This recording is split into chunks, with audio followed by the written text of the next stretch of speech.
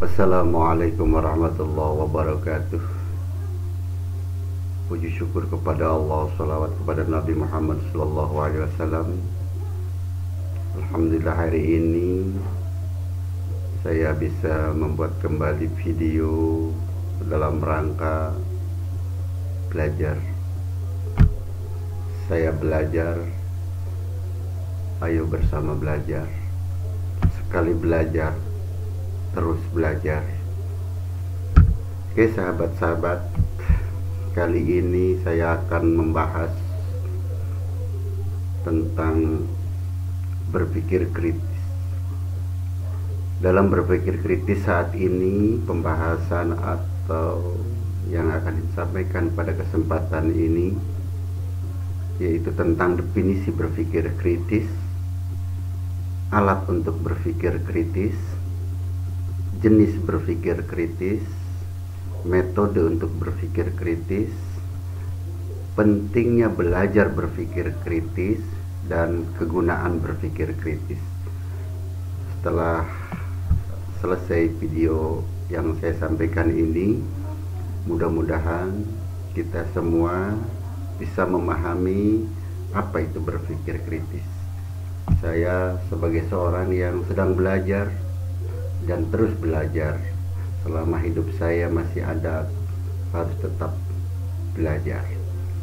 Oke, sahabat-sahabat semuanya, yang pertama yang saya akan sampaikan di sini yaitu definisi tentang berpikir kritis. Berpikir kritis itu, sahabat-sahabat, suatu seni dalam melakukan analisis dan evaluasi terhadap suatu informasi, pemikiran, fakta, dan sejenisnya dengan tujuan melakukan perbaikan. Saya kutip dari Faul dan Elder 2006 yang dikutip oleh Brown dan Kile 2007. Artinya bahwa kita ini kalau mau berpikir kritis sudah melakukan seni dalam menggali informasi, dalam menganalisis informasi. Kemudian dalam berpikir kritis ini merupakan suatu kegiatan mengaktifkan otak sebelah kiri kita. Jadi kalau kita mau berpikir kritis artinya kita sudah mau mengaktifkan otak kiri kita. Begitu sahabat-sahabat. Selanjutnya saya akan menyampaikan alat untuk berpikir kritis. Kalau tadi kita menyampaikan dengan definisi, kita akan menyampaikan alat untuk berpikir kritis. Alatnya apa saja yang digunakan agar kita bisa berpikir kritis? Agar kita bisa berpikir kritis yaitu dengan dua alat. Yang pertama bertanya, dan yang kedua kita memiliki keberanian. Jadi bertanya itu sebuah alat untuk menanyakan suatu informasi, untuk meyakinkan, dan informasi itu bisa dipertanggungjawabkan. Itu yang pertama. Yang kedua, dengan keberanian. Kita pada umumnya itu kalau bertanya itu khawatir, takut dengan berbagai macam hal yang bisa membuat kita tidak berani. Tetapi dengan kita belajar berani bertanya, artinya ini kita akan memahami, akan memperjelas informasi yang tadinya kita ragu, informasi yang tidak paham, informasi yang belum diketahui kebenarannya, sehingga dengan kita memiliki keberanian akan jelas informasi, fakta, data yang dilihat, yang didengar, informasi tersebut akan menjadi jelas. Jadi memperjelas baik itu informasi terdahulu atau informasi saat ini. Oke, sahabat-sahabat ya. Jadi ada dua alat untuk berpikir kritis. Oke, selanjutnya kita dalam berpikir kritis itu harus bisa membedakan jenisnya. Jenis berpikir kritis itu saya ambil dari Brown, ini Kiley juga dari 2007, bahwa dalam kita berpikir kritis itu harus menggunakan maaf, ini ada jenisnya gitu. Jenis berpikir kritis itu ada jenis berpikir kritis untuk membela, ada jenis berpikir kritis untuk mengevaluasi. Kalau untuk membela, yaitu mempertahankan apa yang sudah jelas kebenarannya, jelas itu tidak salah, jelas itu faktanya, informasinya sudah benar, bisa kita menggunakan jenis berpikir kritis itu dengan membela. Kemudian yang kedua, jenis berpikir kritis yaitu untuk mengevaluasi. Bagaimana dengan kita berpikir kritis, kita ini bisa mengevaluasi terhadap informasi, fakta, klaim, keyakinan, kepercayaan yang telah ada, sehingga kita mampu menganalisa, mengevaluasi, sehingga kita bisa melihat kebenarannya, fakta, klaim, dan kepercayaan yang telah kita ketahui akan kita peroleh kebenarannya, sehingga kita akan menjadi manusia yang paham dan kuat kalau kita sudah mampu mengevaluasi. Jadi jenis yang kedua tadi dengan berpikir kritis itu yaitu untuk mengevaluasi. Yang pertama jenisnya adalah membela apa yang sudah benar, fakta, kuat, rasional, valid, kita ini memang benar, kita pertahankan. Itu salah satu jenis daripada berpikir kritis. Yang kedua yaitu mengevaluasi apa yang kita peroleh terhadap informasi-informasi, baik fakta, informasi, keyakinan itu yang sudah ada, itu bisa kita mencari informasi yang sebenarnya valid tidak, fakta tersebut, informasi itu benar tidak, begitu. Bukan tujuan kita ingin mengevaluasi di sini untuk tujuan hal negatif, tapi untuk kebenaran. Oke. Yang ketiga yaitu yang selanjutnya metode. Metode berpikir kritis. Jadi sahabat-sahabatku, kita ini tidak ada metode yang harus dilakukan dalam berpikir kritis. Di dalam berpikir kritis, metode yang digunakan ada 3. Yang pertama yaitu jenis metode analisis, yang kedua metode sintesis, yang ketiga metode evaluasi. Ada 3 jenis metode dalam berpikir kritis. Dengan metode analisis, apa yang dilakukan metode analisis yang pertama untuk berpikir kritis ini? Yang pertama yaitu dengan menggunakan 5W. Pertanyaan-pertanyaan tentang siapa, apa, di mana, kapan, bagaimana. Itu adalah metode berpikir kritis analisis yang bertujuan untuk mengakurasi kejelasan dan ketepatan itu informasi dan data-data. Jadi menggunakan analisis dulu dengan menyampaikan 5 pertanyaan, yaitu 5W. Kalau dalam bahasa Inggrisnya itu who, siapa, what, apa, where, di mana, when, kapan, dan why, bagaimana. Tuh, yang kedua dengan metode sintesis. Bagaimana metode berpikir kritis dengan metode sintesis? Yaitu kita menyatukan berbagai bagian dari objek analisis yang tadi kita sudah kumpulkan dari beberapa pertanyaan dengan 5 pertanyaan.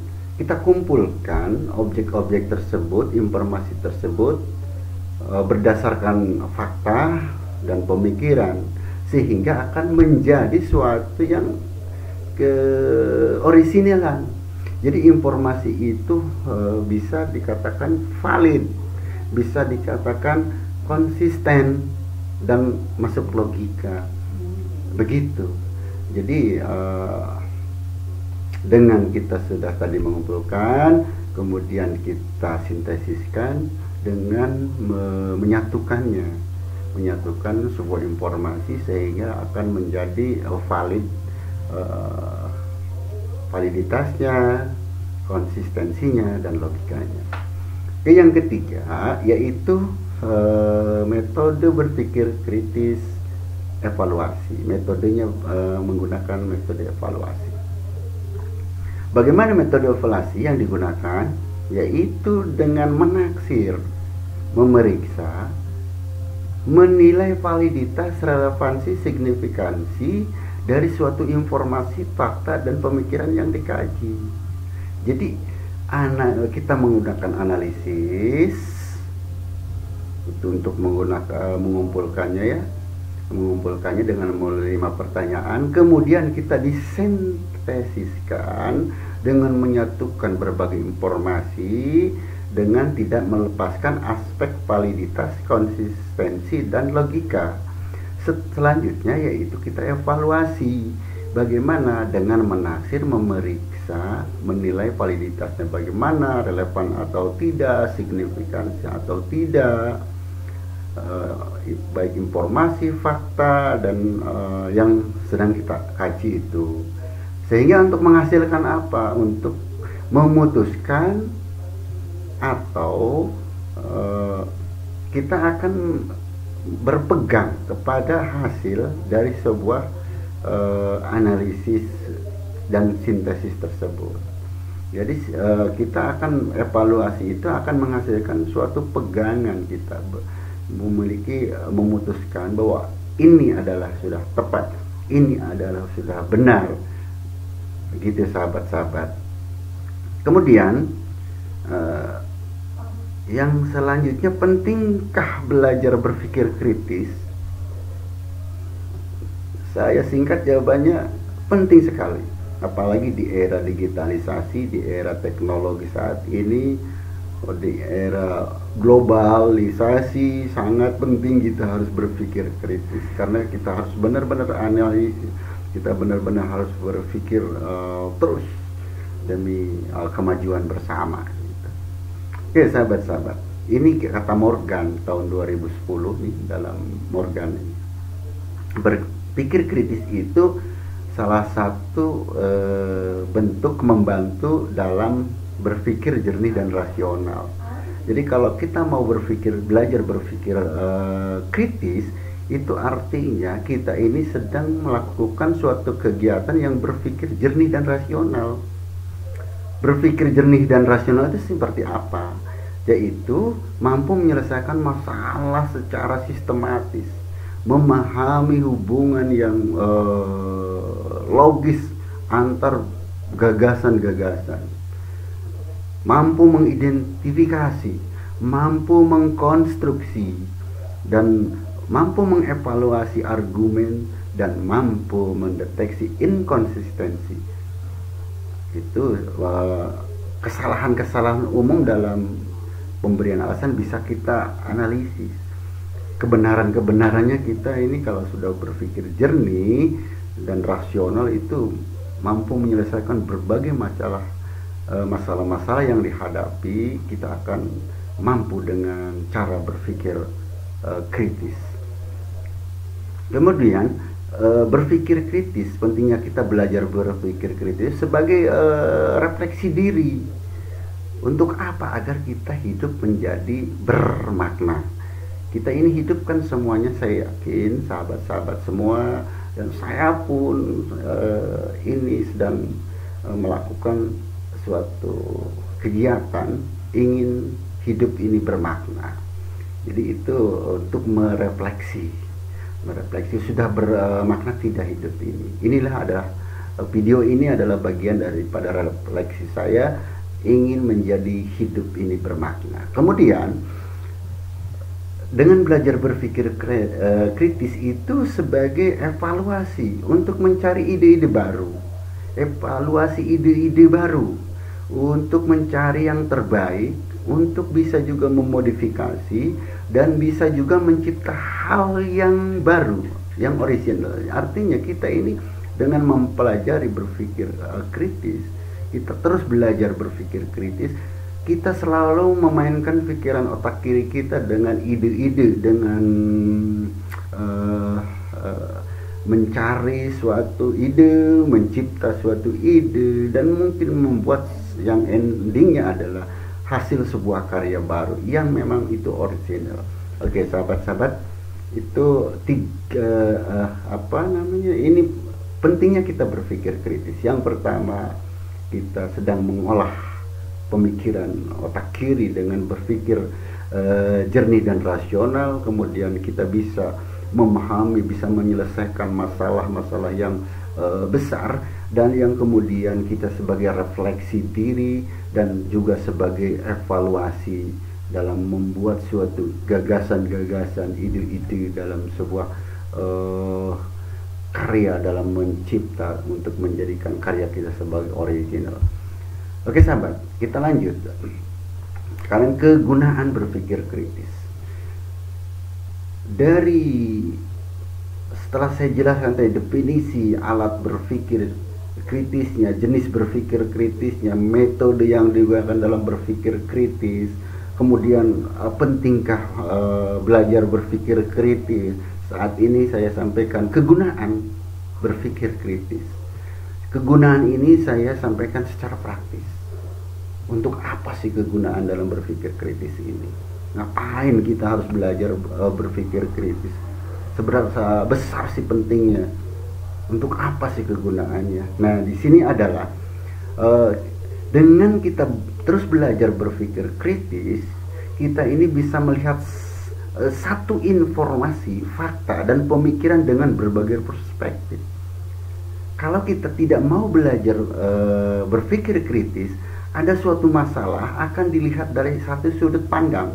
Tetapi dengan kita belajar terus berpikir kritis, melihat masalah itu dari berbagai sudut pandang. Jadi tidak satu pemikiran, tapi penglihatan, tinjauan. Kita akan melihat dari beberapa tinjauan. Dari masalah ini kita selesaikan menurut ini bagaimana, menurut ini bagaimana, menurut ini bagaimana. Begitu sahabat-sahabat. Kemudian bisa juga manfaatnya sangat besar bagi para mahasiswa atau mahasiswa-mahasiswa yang ingin membuat skripsi. Begitu ini sangat membuat makalah, membuat artikel, ini sangat penting sekali bagi sahabat-sahabat yang ingin membuat karya ilmiah. Ini sangat penting kita terus belajar berpikir kritis, menyelesaikan masalah dari permasalahan-permasalahan tersebut. Oke, selanjutnya, jadi kegunaan yang ketiga yaitu mengevaluasi setiap ide-ide baru yang muncul. Jadi ada ide-ide yang muncul dengan kita berpikir kritis, sudah terbiasa berpikir kritis, kita akan mampu mengevaluasinya. Tapi kalau kita tidak terbiasa dengan berpikir kritis, ada informasi baru, ada ide baru, kita tidak mampu menyerap atau mengevaluasinya. Tapi dengan terus belajar berpikir kritis, kita akan mampu mudah untuk mengevaluasi. Kemudian menentukan relevansi dari apa yang dipelajari secara mandiri. Jadi kita akan menyesuaikan dari apa yang kita pelajari itu, bisa menentukan ini kebenarannya, keabsahannya, kevalidannya. Kita akan bisa melihat relevansinya dengan kita terus atau terbiasa dengan belajar mandiri. Kemudian kita bisa juga digunakan untuk mempertanyakan kembali kebenaran dari apa yang diajarkan oleh guru kita, dosen kita, guru-guru. Artinya apa yang disampaikan benar tidak sih ini? Benar tidak ini yang disampaikan oleh guru-guru kita? Kita bisa membuat pertanyaan-pertanyaan sehingga bisa menguji sebagai kebenarannya. Itu kita berpikir kritis. Bukan artinya kita ini mempertanyakan tersebut melawan sama guru atau dosen, tapi keingin akan lebih jauh pemahaman kita, informasi digalinya lebih jauh lagi, lebih dalam lagi, maksudnya seperti itu. Kemudian mengetahui adanya inkonsistensi antara apa yang diucapkan dan apa yang dilakukan.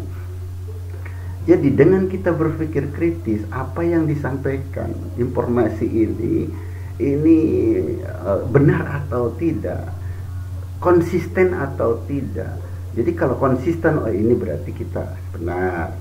Kalau inkonsistensi berarti ini sudah nanti akan ada antara yang disampaikan dengan realita ini tidak sinkron. Jadi kita ingin mampu atau bisa tahu daripada informasi tersebut konsistensinya atau ini inkonsistensinya. Begitu sahabat-sahabat. Kemudian kita akan menolak untuk menerima atau melakukan sesuatu yang tak memiliki basis alasan yang logis. Jadi kita akan mudah kalau kita sudah terbiasa dengan berpikir kritis, akan mudah ini diterima, ini ditolak, ini diterima, ini ditolak, karena kita sudah bisa mengkaji, sudah bisa menganalisa, kita sudah bisa mengevaluasi, oh ini benar, ini tidaknya. Seperti itu sahabat-sahabat. Ini sangat penting kita belajar berpikir kritis. Oke, kita lanjut yang selanjutnya, yaitu berpikir terhadap suatu permasalahan yang dihadapinya secara mandiri dan profesional. Jadi kalau kita sudah belajar terus berpikir kritis, kita akan menjadi seorang yang belajar terus menjadi seorang yang profesional. Berpikirnya itu menghadapi suatu permasalahan tidak akan cepat mudah mampu menyelesaikan. Kita ini akan mudah menyelesaikan walaupun dengan pemikiran pribadi, karena kita sudah tahu bagaimana cara metode dalam berpikir kritis ini. Alatnya sudah tahu, jenisnya, metodenya, dan sehingga kita akan mampu berpikir itu dalam menghadapi terhadap suatu permasalahan. Kita bisa mampu untuk mandiri. Yang terakhir yang akan saya sampaikan, ini adalah sebuah catatan. Jadi nilai manusia terletak pada apa yang diciptakannya, bukan pada jumlah milik yang dikumpulkannya. Itu sahabat-sahabat, Khalil Gibran. Mudah-mudahan video ini bermanfaat, terutama bermanfaat untuk diri saya sebagai seorang yang belajar terus belajar, dan mudah-mudahan untuk sahabat semua ini bermanfaat. Terima kasih, mohon maaf atas segala kesalahan yang telah saya sampaikan. Saya adalah manusia biasa yang sedang belajar, yang terus belajar. Terima kasih. Assalamualaikum warahmatullahi wabarakatuh.